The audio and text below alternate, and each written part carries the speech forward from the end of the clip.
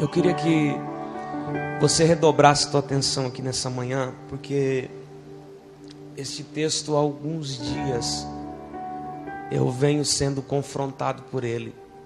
E quarta-feira o tio Douro chegou para mim no final do culto e fez o convite para estar aqui hoje de manhã. E eu aceitei porque alguns dias eu estou sendo confrontado através do capítulo de número 6 de João. O capítulo de número 6 de João é um texto muito conhecido de todos nós. Esse texto em que lemos aqui, ele vai fazer parte de um contexto em que ele é narrado nos outros 4 evangelhos, ou outros 3 evangelhos da Bíblia Sagrada. Ele vai ser descrito por Mateus, Marcos, Lucas, e vai ser descrito também por João, que foi o texto em que nós lemos aqui. O capítulo de número 6 de João vai ser muito próprio em ter a capacidade de, em um único capítulo, ele descrever Cristo no ápice do seu ministério. No início do capítulo de número 6, João vai ter a capacidade de descrever Cristo no auge do seu ministério. E João tem a capacidade, em um único capítulo, em que ele descreve Cristo no auge do ministério, ele consegue descrevê-lo também no escárnio, na rejeição pública das pessoas. O capítulo de número 6, João vai começar ele descrevendo que Jesus está vindo pelo mar da Galileia, e ele vai descer na região de Tiberíades, ou lago de Tiberíades, porque era determinado o nome conforme a região em que se passava. Jesus vai descer em Tiberíades, e quando Jesus vai chegar a essa região, ele vai perceber que há uma grande multidão. E no início do capítulo de número 6, Jesus vai parar. E ele vai começar a ensinar a multidão agora. Ele vai começar a falar a respeito das coisas do reino de Deus para a multidão. Ele está ensinando o povo. E à medida que ele está ensinando o povo, os discípulos conseguem ter a percepção de uma coisa: que a multidão está ouvindo ele, Daniel, há algum tempo. E o fato de a multidão estar ouvindo ele há algum tempo vai fazer com que a multidão já esteja cansada. Os discípulos conseguem perceber que a multidão, além de estar cansada, eles também estão com fome. Então, entre eles, Marcos vai descrever que entre eles começam a ter uma ideia, pastor. E a ideia deles é a seguinte, é brilhante. Eles pensam em resolver agora o problema da multidão, que era a fome. E eles disseram: olha, nós conseguimos perceber que eles estão com fome, então nós vamos fazer para Cristo uma proposta. E a proposta que nós vamos fazer é a seguinte: despede a multidão. Despede a multidão. Porque eles estão com fome e assim eles vão conseguir, no mínimo, ir para suas casas mais cedo, Josué. Eles vão para suas aldeias mais cedo. Eles vão passar nos seus armazéns, no lugar onde tem que comprar comida. E eles vão para casa mais cedo. Jesus vai chegar para eles e vai dizer assim, eles vão chegar para Jesus e vão fazer essa proposta: mestre, o Senhor está ensinando alguns minutos, algumas horas, e nós conseguimos perceber que a multidão está com fome. Nós conseguimos perceber que a multidão está faminta. E a gente já tem uma ideia. Por que o Senhor não pega e não despede a multidão? Aí Jesus vai olhar para eles, isso aqui, eu apanhei com isso aqui, irmão. Porque Jesus vai olhar para eles e vai dizer assim: o que vocês têm para oferecer? Porque despedir a multidão não lhe custaria nada mais do que palavras. E o reino de Deus não se consiste em palavras. Eles vão chegar para ele e vão dizer: eu tive uma ideia. Por que o Senhor não despede a multidão? Que eles estão cansados, assim eles vão para suas casas, eles vão comer. Eles vão providenciar o que eles têm que providenciar. Jesus vai olhar para eles e vai dizer: o que vocês têm para oferecer? Não é que Deus, Ele espera algo muito de você, irmão. Não é que você é insubstituível para Ele, ou que se você não fizer, ninguém mais faz. Mas a pergunta dele nessa manhã hoje, que vem me confrontando há dias, é: o que você tem para oferecer? Léo, o que tu tens para oferecer? Porque às vezes nós nos acomodamos em apenas vir a cultos. E a gente nos acomoda a vir para a igreja, irmão.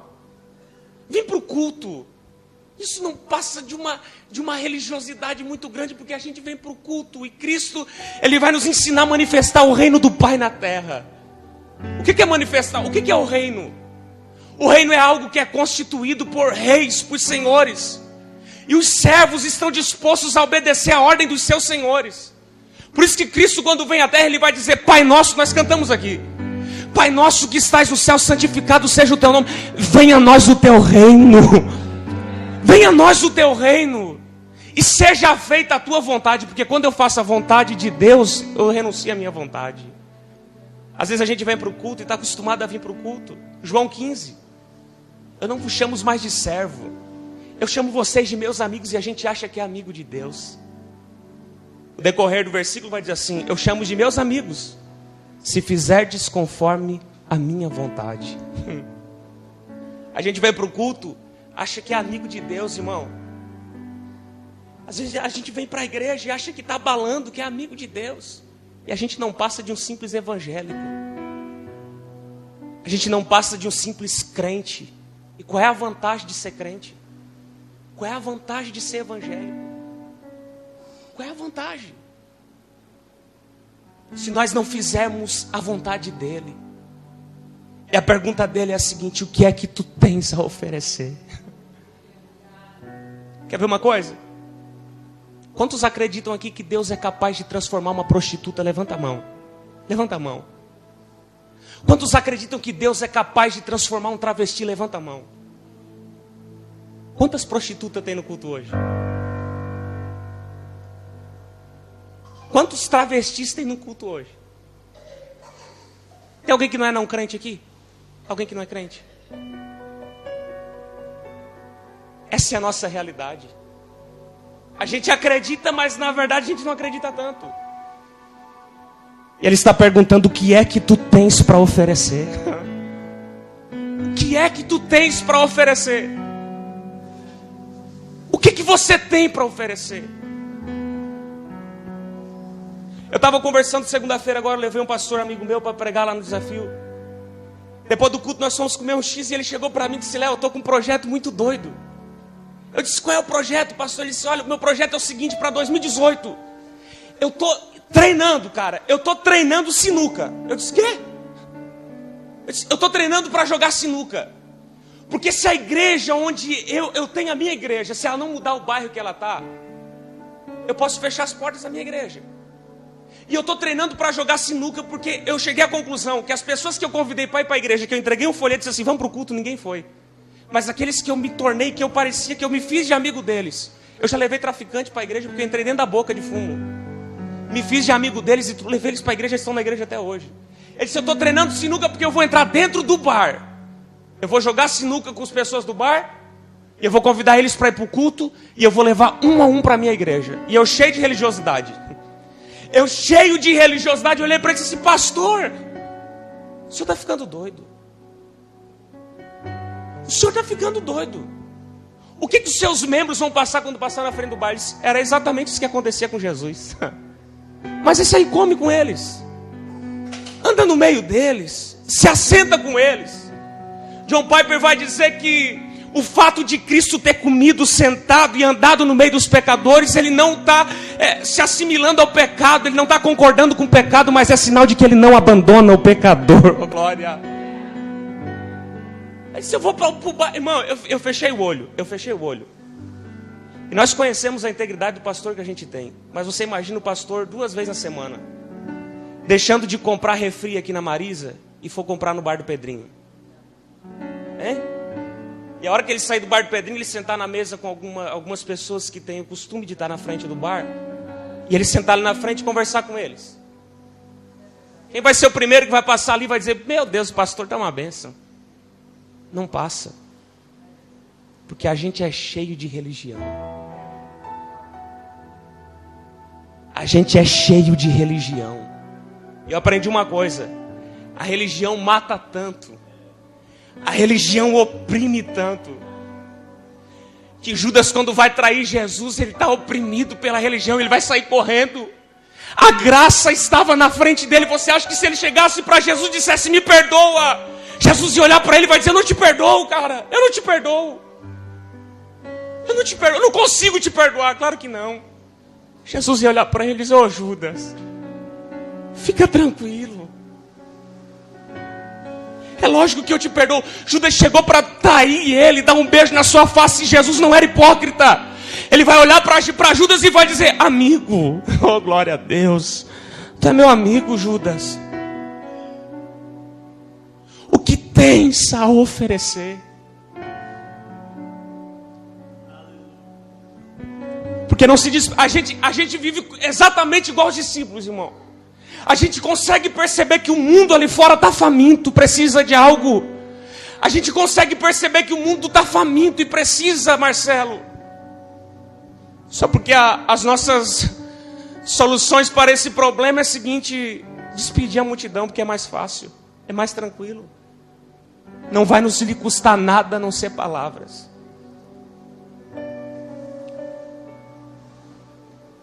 Jesus vai pegar e vai dizer, o que vocês têm a oferecer? Exatamente, eles não tinham nada. Vão para o meio da multidão, traz 5 pão, 2 peixes.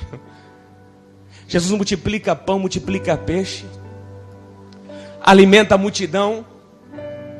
E aqui ele está no ápice do ministério, porque a multidão quer fazer dele rei. A multidão quer fazer dele o rei, porque ele havia agora de suprir pelo menos 2 necessidades do povo. Primeira, necessidade física. Segunda, ele havia acabado de suprir agora as necessidades econômicas, porque todos os dias eles precisariam comprar pão. Todos os dias eles precisariam se alimentar. E eles conseguem perceber no mínimo uma coisa: quem está na nossa frente agora é alguém que resolve as nossas necessidades físicas. Toda vez que nós precisar comer pão, ele vai ter pão para nos dar. Quem está na nossa frente agora é quem resolve as nossas necessidades econômicas. Nós não vamos precisar mais para comprar pão. Nós não vamos mais precisar comprar peixe. Querem fazer dele rei, ele vai se retirar. Vai despedir os discípulos, você conhece a história. Vai ordenar que eles entram no mar, eles vão entrar no mar, eles vão se retirar para orar. Despede a multidão. No meio da noite, a tempestade se levanta, ele anda por cima do mar. E no outro dia, ele vai estar lá em Cafarnaum. No outro dia ele vai estar lá em Cafarnaum e a multidão está chegando em Tiberíades. A multidão está chegando em Tiberíades e agora pensa na multidão, porque segundo alguns historiadores aqui, haviam cerca de 5.000 homens. Entre mulheres e crianças há uma estatística que chega de 13 a 15 mil pessoas. Agora você imagina ele acabar de fazer outro milagre desse. Como é que a fama dele não ficou? Eles vão chegar tudo em Tiberíades. Eles vão desembarcar em Tiberíades. E quando eles vão desembarcar em Tiberíades, que eles vão chegar na região de Tiberíades, eles vão perceber que Cristo não estava mais ali. Eles estão indo atrás dele. Segundo alguns historiadores, vai dizer que tem gente, que tanta gente que era, chegou a caminhar cerca de 16 quilômetros às margens do mar da Galileia para chegar a Cafarnaum. Algumas pessoas entravam dentro dos seus botes, dentro dos seus barcos e iam em direção a ele. Porque ele acabara de fazer um grande milagre. Iam em direção a ele. Dentro dos seus barcos, os seus botes, era gente para tudo quanto é lado quando chegam em Cafarnaum. Vão olhar para ele, vão conseguir encontrar ele. Pensa na alegria do povo. Mestre, nós estávamos à procura do Senhor. Nós estávamos te procurando. Qual que vai ser o milagre de hoje? Qual vai ser o milagre que tu vai operar hoje? Aí Jesus vai olhar para eles e vai dizer: vocês entenderam tudo errado a respeito dos milagres. A multidão não conseguia entender que os milagres eram apenas sinais para glorificar Ele como sendo Deus. Estavam seguindo Ele apenas pelos milagres que Ele operava e não pelo propósito que Ele veio cumprir. Porque todo milagre, ele é finito. Todo milagre acaba. Você acha que não é bom milagre? Como é que eu vou dizer aqui no púlpito que não é bom milagre, irmão? É lógico que é bom, mas milagre não é para sempre. Se milagre fosse para sempre, ele teria chegado no Lázaro, que estava 4 dias morto, cheirando mal. Ele vai chegar para o Lázaro e vai dizer assim: Lázaro, sai para fora. O Lázaro vai sair. Se o milagre fosse para sempre, o Lázaro estava vivo até hoje. Mas o Lázaro precisou morrer de novo. Se milagre fosse para sempre, o filho da viúva de Naim, uma viúva, irmão, tão pobre, tinha perdido o marido, e agora ela está indo enterrar o filho, e Jesus vai parar para ela e vai dizer: mulher, não chora. Não chora. Ele nem encosta no menino. Ele vai encostar no caixão, o menino levanta, fica conversando. Se o milagre fosse para sempre, o menino estava vivo até hoje. Mas ele precisou morrer porque milagre não é para sempre. É lógico que é bom, mas não é para sempre. O propósito que ele veio cumprir, a vontade que ele veio cumprir é muito maior do que o milagre. É muito maior do que o milagre. Ele vai olhar para eles e vai dizer assim: não tem milagre hoje, porque eu sou o milagre. Por que vocês estão vindo atrás de mim por causa do milagre? Eu sou o milagre. Eu sou o milagre.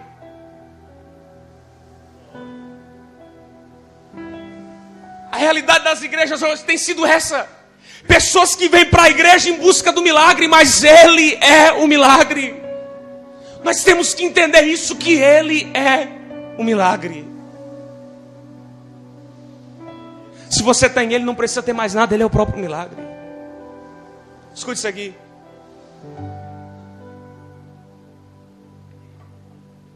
Eu tenho um amigo meu, Rodrigo, a irmã dele esse ano, com 8 anos de idade. 8 anos que ela viveu na terra. Ela viveu exclusivamente para Deus. Cantava, pregava, evangelizava. Tudo que ela fazia era em prol de Deus. Tudo, tudo. A irmã do Rodrigo, ela ficou doente porque ela tinha um problema na perna dela. E ela ficou doente, foi para o hospital, pegou uma infecção no hospital. Em 3, 4 dias ela morreu.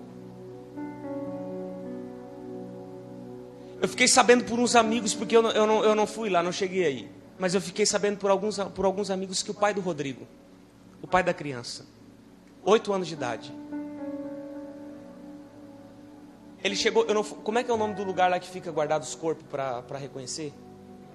Necrotério. Ele chegou no necrotério, bateu na porta, fez de tudo. Eu não sei como é que procede hoje, mas eles não queriam deixar ele entrar. Ele entrou dentro do necrotério. Tirou o pano onde a menina estava coberta, colocou a mão na cabeça e disse: Deus, ressuscita. Ressuscita, Deus. Ele começou a gritar dentro do necrotério: ressuscita, ressuscita. As pessoas começaram a olhar para ele e ver que poderia ser alguma coisa da cabeça dele. Tiraram ele de lá de dentro. Ele foi a primeira pessoa a chegar na igreja e esperar que o corpo chegasse. E quando o corpo chega, ele senta do lado do caixão no corpo. Ele tira o que tem em cima da testa da menina, coloca a mão na testa dela e fica durante todo o tempo dizendo: Deus, ressuscita. Ressuscita. Diz que o Rodrigo, quando chegou na igreja, a igreja estava... Ele viu o caixão dela, uma menina de 8 anos. Ele entrou dentro da igreja chorando. E o pai dele olhava para ele e dizia assim: Dodô, por que está chorando, Rodrigo? Por que está chorando? Não acredita que ela vai ressuscitar? Ressuscita. Ressuscita. As pessoas entravam, ele não aceitava que as pessoas choravam porque ele queria que ela ressuscitasse. Vão tirar o caixão da igreja, vão levar, passar por todo o procedimento. Quando chegam para enterrar a menina no túmulo, eles começam a colocar o tijolo, ele coloca a mão para dentro e começa: ressuscita, Deus. Ressuscita. Ressuscita. Quando coloca até o último tijolo, ele continua dizendo: ressuscita. Eu acredito que ela vai ressuscitar. Quando fecha o último tijolo, ele olha para todos e diz: deixa eu dar uma palavra para vocês aqui.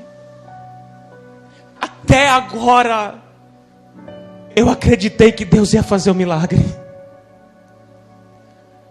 Não era coisa da minha cabeça, eu acreditava que Deus ia ressuscitar ela. Mas Deus não quis ressuscitar. E a vontade dele eu entendo que é melhor do que a minha. Porque Deus me deu, Deus tirou, e bendito seja o nome do Senhor.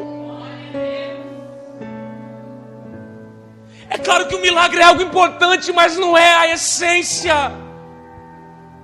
A multidão está seguindo ele, está correndo atrás dele exatamente por causa do milagre, exatamente por causa daquilo que ele havia acabado de fazer.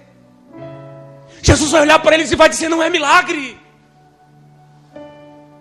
é o propósito que eu vim cumprir, é maior do que o milagre. Não. Mas os nossos pais, a multidão, os nossos pais, quando eles estavam lá atrás, a nossa geração lá atrás, Moisés andava com eles, e Moisés clamava a Deus, e Deus mandava o maná que vinha do céu. Hoje tem que acontecer algum milagre, tem que acontecer algo de extraordinário aqui, tem que acontecer um milagre. Ontem o Senhor, era um alimento que dava para uma refeição. Eu lembro quando eu estudava à tarde, e praticamente 12 anos, eu fiquei na casa da avó todos os dias. E 5 pão, irmão, para mim. Quando eu chegava da escola faminto, 5 pão para mim era nada, Marcelo. 5 pão com margarina, pão doce e o café que a avó fazia. Não era nada 5 pão. Há um dia atrás ele pegou 5 pão e 2 peixes, Ângela. Ele alimentou 15 mil pessoas. Não, hoje nós estamos esperando por um milagre. Eu quero ver qual vai ser o de hoje. Se não tem milagre, eu sou milagre. Não, mas os nossos pais andavam e vinha maná que descia quente do céu.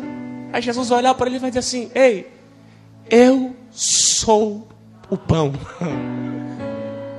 Vocês estão querendo um alimento que vocês vão se alimentar hoje, e amanhã vocês vão tornar a ter fome de novo. Mas eu sou o pão. É lógico que Jesus não estava falando do pão. Ele está falando do pão que veio do céu. Ele está dizendo: eu sou o pão. Eu sou o pão vivo. Eu sou o pão vivo. Quando Jesus usa da expressão eu sou o pão era o tipo de alimento na Palestina, na Judéia, que era comercializado como é hoje no Brasil. Como é hoje em quase todo, eu não sei como é que é no mundo, mas o pão na época, o pobre, o mais miserável que fosse, comia do pão. A pessoa mais rica, cobrador de imposto da época, também comia do pão. Porque o pão era acessível a todos. Ele está dizendo: eu sou pão. Eu sou acessível a todos vocês. Ele vai utilizar da expressão: eu sou o pão vivo. Vivo. Porque todo pão que era velho naquela época era considerado como pão morto. Criava-se por cima do pão uma espécie de boloro, mofo, que até supria, até inchava, mas não dava sustentabilidade. Jesus está dizendo assim: eu sou o pão vivo. Eu sou pão novo. Eu trago sustento. Eu nutro, eu supro as necessidades. Eu sou pão. Eu sou pão. O maior problema hoje das igrejas, Dodô, é o pão que se oferece. Porque está um monte de gente aí oferecendo um monte de coisa que não supre coisa nenhuma, que não nutre coisa nenhuma. E o problema de se oferecer um pão ruim, um pão velho, um pão morto, é que a busca pelo pão são sempre essas: pelo pão velho, pelo pão morto. É 2 problemas hoje que nós vivenciamos terrivelmente no nosso país: o pão que se oferece e o pão que se procura. Tem um monte de gente oferecendo aí um monte de facilidade, irmão. Tem um monte de igreja oferecendo aí um monte de coisa que só vai fazer mal. E isso vai acarretar problemas depois, porque nunca se viu uma geração tão frustrada. Nunca se viu uma geração tão doente dentro das próprias igrejas. É o pão que se oferece. Se você vir para a igreja aqui, você vai. Esse ano é o ano, 2018 é o ano da plenitude. É o ano que você vai vir para cá, para a igreja com Fusca velho e vai sair com uma Ferrari. Essa é a proposta que eles fazem. E daí você vem para a igreja com Fusca velho e o negócio é tão ruim durante o ano, você tem que sair de bicicleta. Você sai frustrado, quebrado. Essa é a realidade. Porque estão oferecendo um pão que é velho, um pão que é morto, um pão que é cheio de substância por cima que não vai te fazer bem. Mas Jesus, em contrapartida, está dizendo: eu sou pão. Eu sou pão vivo. Eu sou pão vivo. Não precisa ir atrás de pão ruim, não. Não precisa ir atrás do milagre, não, porque essas coisas não vão trazer nada para você, não.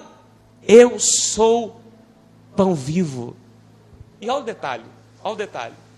Eu sou pão vivo que desceu do... Não, desceu da onde? Do? Eu sou pão vivo que desceu do céu. Nós temos uma propensão. Nós temos uma propensão a desejar as coisas da terra. Nós temos uma facilidade a querer as coisas da terra. Jesus, desde o início desse diálogo do capítulo de número 6, ele vai preservar muito isso. Porque ele não está falando do que é terreno. Em nenhum momento ele está se importando com o que é da terra. O versículo número 51, ele vai dizer: eu sou pão vivo que desceu do céu. Porque as coisas da terra, elas até podem nos dar conforto. As coisas da terra, o que é terreno, até nos dá conforto. Até nos geram algumas facilidades. Mas o que é do céu? Ele está falando de eternidade. Ele está falando de algo que vai muito além das coisas da terra. O problema é que a gente às vezes é apegado demais às coisas da terra. O problema é que às vezes a gente se apega demais às coisas da terra. E acabamos por se apegar tanto às coisas da terra, ficar presos às coisas dessa terra. Números capítulo de número 10. Vai dizer que o povo está andando com Moisés no meio do Egito. E eles estão no processo de chegar até a terra prometida. E Deus todos os dias está mandando o maná que vem do céu. Todos os dias Deus está mandando uma comida que não é da terra. É da onde? É do? É todos os dias maná que vem do céu. Aí número 10, Júlio, o povo vai começar a reclamar. E vai dizer: que saudade dos pepinos, das cebolas, dos alhos que a gente tinha lá no Egito. Pepino, cebola, é plantado onde, irmão? Na terra. Deus está todos os dias mandando comida do céu e o povo sentindo saudade das coisas da terra.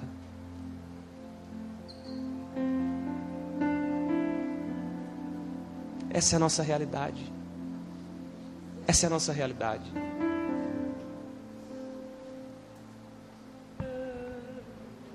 Essa é a nossa realidade. Deus manda comida do céu e o povo com saudade das coisas da terra. Nós estamos tão apegados às coisas daqui, tão apegados ao que é daqui.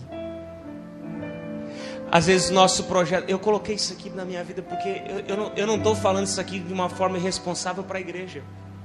Porque eu apanhei, mas apanhei mesmo com essa mensagem aqui, irmão. Porque às vezes o nosso plano para o ano que está vindo agora, semana que vem é 2018. Eu fui em alguns cultos, em algumas igrejas, e eu e o Daniel fomos cantar, e a gente chegou a alguns congressos, E Deus deu prazer para nós esse ano chegar a lugares em ginásio, lugar que nós nunca imaginaria que chegar. Em culto de projeto de vida, de plano de vida para o ano seguinte, para 2018. E o que você vê as pessoas entregando folheto porque querem trocar de carro. É pessoas entregando folheto porque querem ficar bem-sucedidos. Querem trocar de casa, querem adquirir.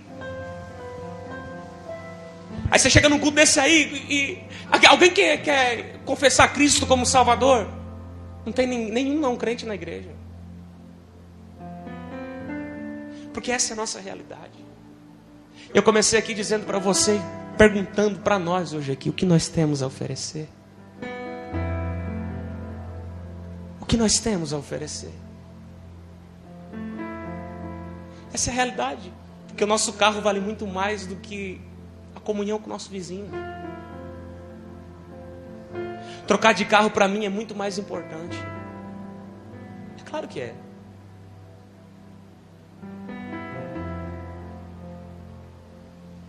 É claro que é. Essa é a nossa realidade. Eu vou terminar aqui agora. Porque Jesus, eu gosto de Jesus por causa disso aqui. Tem gente que se acha insubstituível. Tem gente que se acha bom demais. Jesus vai falar essas palavras aqui e a multidão não vai gostar. Não, ontem tu era bom. Ontem o que tu fez ontem foi algo extraordinário. Agora hoje tu desce uma bola fora, Jesus. Sabe de uma coisa? As palavras dele são muito... Não.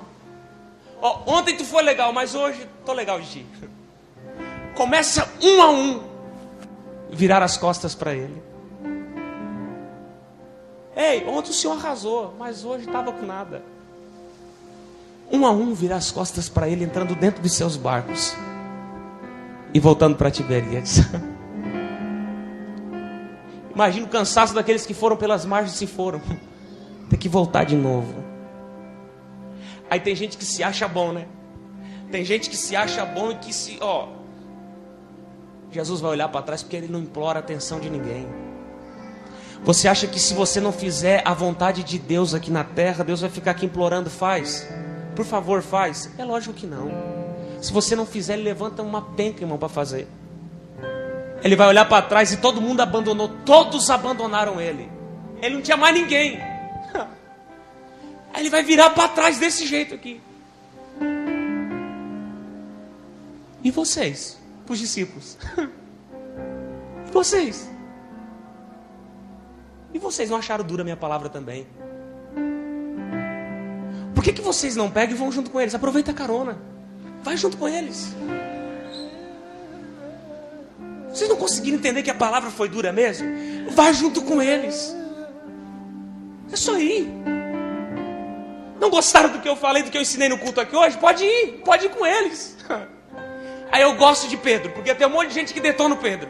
O Pedro era o brigão, era o que nunca tirou a espada, mas eu gosto do Pedro, porque o Pedro vai pular na frente de todo mundo. Oh glória. O Pedro estava no culto, irmão. O Pedro consegue entender a mensagem que Cristo passou. Ele vai olhar para ele e vai dizer assim: para onde iremos nós?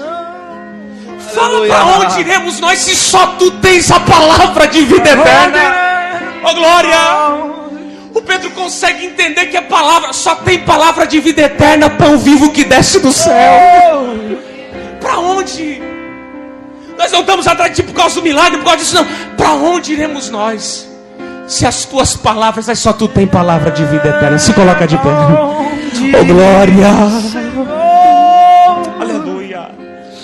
Para onde iremos nós? Aleluia. Só tu tens a vida. Aleluia. Tu és adorado, Senhor. Onde iremos nós? Nos ajuda a manifestar o teu reino na terra. Só tu tens. Nos ajuda a fazer a tua vontade. A vida eterna. Tu és, Senhor. Tu és o pão que desceu do céu. fonte de vida. Aleluia. Emanuel, com tua glória sobre mim, enche-me de ti. Aleluia. Até transborda, eu nunca vou me saciar. Enche-me de ti, Senhor, até transborda. Pra onde iremos nós, ó Deus? Aleluia. Se tu tens a palavra de vida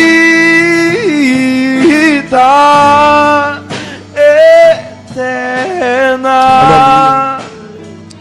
O seu banco mesmo, curva a sua cabeça. Senhor, nosso Deus e nosso Pai, Glória a Deus. nós clamamos e aclamamos o teu santo nome. Nós te adoramos nessa manhã na beleza da tua santidade. Sentimos a tua presença. Muito obrigado por essa palavra que tanto nos confrontou. Nos ajude a ser alguém melhor, Senhor. Nos ajude a desprendermos da religião e a vivermos mais o teu reino e fazer mais da tua vontade. Nos ajude, Senhor, a ter força para renunciar às nossas vontades e permanecer a tua vontade em nós. Nós queremos mais de ti todos os dias. Nos ajude a ser parecido contigo todos os dias. Que a tua vontade seja feita na nossa vida. Que nós venhamos a ter força para influenciar esse bairro. Que nós venhamos a ter força para influenciar essa cidade. Nós reconhecemos que precisamos de ti. Necessitamos ser cada dia mais parecidos contigo. Nos ajuda, Senhor. Muito obrigado pela oportunidade de estar na tua casa, contemplar a tua formosura e aprender no teu tempo. Aleluia. Glória a Deus.